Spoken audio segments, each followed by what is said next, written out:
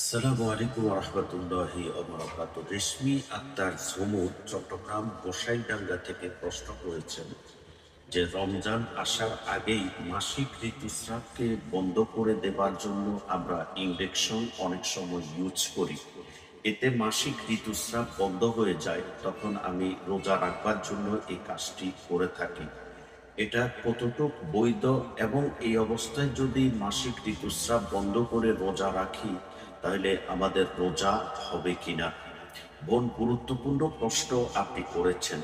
প্রথম কথা হলো, মাসিক ঋতুস্রাব এটা আল্লাহ তাআলার হুকুম।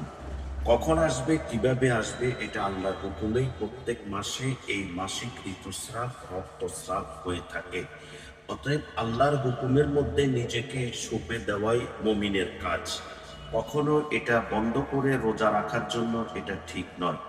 তবে যেহেতু মাসিক ঋতুস্রাবকে বন্ধ করে রোজাকে উদ্দেশ্য রেখে আপনি এই কাজটি করেছেন, ওই অবস্থায় বন্ধকালীন সময় তথা ওই টাইমে যেহেতু আপনি ইনজেকশন নেওয়ার কারণে মাসিক ঋতুস্রাব আপনি বন্ধ করে দিয়েছেন, আপনার রোজা হয়ে যাবে।